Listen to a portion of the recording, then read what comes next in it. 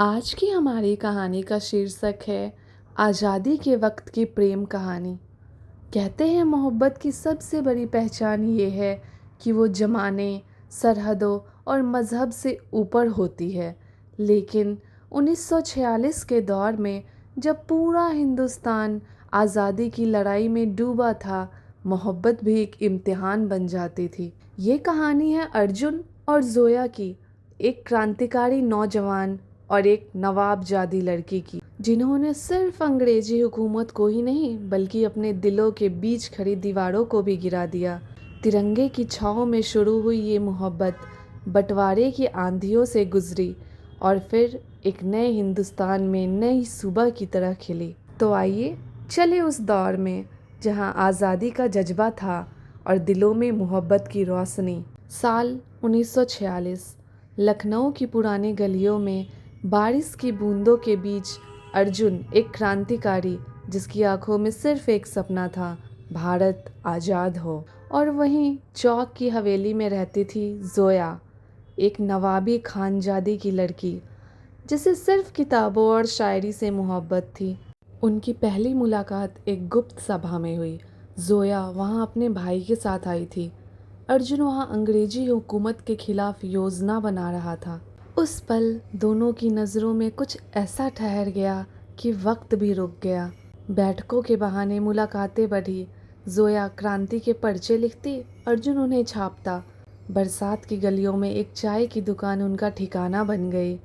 ज़ोया हंसते हुए कहती है, अर्जुन आप इतने खामोश क्यों रहते हो? अर्जुन कहता है, शब्द तो किताबों में अच्छे लगते हैं ज़ोया, असल में कर्म बोलते हैं। ज़ोया ने देखा अर्जुन में सिर्फ एक क्रांतिकारी नहीं बल्कि एक ऐसा इंसान है जो अपने से पहले मुल्क को रखता है। और अर्जुन ने महसूस किया ज़ोया में वो सुकून है जो उसकी लड़ाई के तूफान में एक किनारा बन सकता है। जुलाई 1947। आज़ादी का दिन नज़दीक था, मगर उसके साथ आया बंटवारे का जहर। ज़ोया का भाई गुस्से में ज़ोया से कहता है, ज़ोया हमें लाहौर जाना है, ये शहर अब हमारा नहीं रहा। ज़ोया कहती है, भाईजान ये मेरा घर है। और अर्जुन? उसका भाई कहता है, अर्जुन वो हिंदू है ज़ोया, सरहदें मोहब्बत से बड़ी होती है। Lucknow railway station. आज यहाँ खुशी और अफरा तफरी दोनों का मंजर था।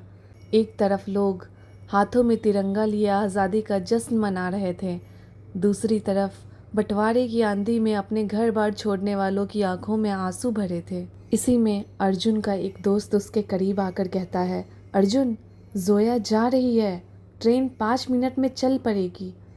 अर्जुन का दिल जैसे सीने में धड़कना भूल गया। जिस लड़की के लिए उसने अंग्रेजी हुकूमत की गोलियों का सामना किया, वो बिना उसे देखे हमेशा के लिए जा रही है। भीड़ को चीरते हुए वो प्लेटफॉर्म नंबर 3 की तरफ भागा, हाथ में तिरंगा, आंखों में आंसू और एक ही सवाल, क्या आज़ादी के दिन उसकी मोहब्बत कैद हो जाएगी? ज़ोया, गुलाबी दुपट्टा सिर पर, चेहरा थका हुआ मगर आंखों में तूफान, वो पाँव भारी करके डिब्बे की सीढ़ी चढ़ने वाली थी। तभी तभी आवाज़ आई। यह अर्जुन की आवाज़ थी। जोया, जोया। जोया आंखों में आंसू लिए कहती है, अर्जुन तुम यहाँ? अर्जुन ने कहा, आज हिंदुस्तान आज़ाद हुआ है ज़ोया, लेकिन अगर तुम चली गई तो मेरा दिल हमेशा गुलाम रहेगा। जोया थर थर आती हुई आवाज़ में कहती है, मुझे मजबूरी है, अब्बा ने कहा ये मुल्क हमारा नहीं रहा। अर्जुन कहता है, मुल्क सरहद से नहीं बनता ज़ोया, मुल्क उन दिलों से बनता है जो मोहब्बत में आज़ाद होते हैं। स्टेशन का शोर और तेज हो गया। लोहे के पहियों ने पटरी पर चलना शुरू कर दिया। ज़ोया की उंगलियां डिब्बे की ठंडी रॉड पकड़ रही थी और दूसरी तरफ अर्जुन उसका हाथ पकड़कर खड़ा था, जैसे छोड़ना ही नहीं चाहता। अर्जुन कहता है, जोया ये बंटवारा तुम्हारा और मेरा नहीं है, ये हमारी मोहब्बत को नहीं तोड़ सकता। ज़ोया आंखों में आंसू लिए कहती है, अर्जुन अगर मैं रुक गई तो अब्बा? अर्जुन कहता है, अब्बा को मैं समझा लूँगा, लेकिन अगर तुम चली गई तो ज़िंदगी हमें कभी समझने का मौका नहीं देगी। अर्जुन ने आखिरी बार जोया की आंखों में देखा, वो आँखें जिनमें उसने कभी अपना पूरा भविष्य देखा था, और उसी पल ज़ोया ने अपना हाथ खींचने के बजाय अर्जुन की तरफ बढ़ा दिया। ज़ोया ट्रेन से उतर चुकी थी।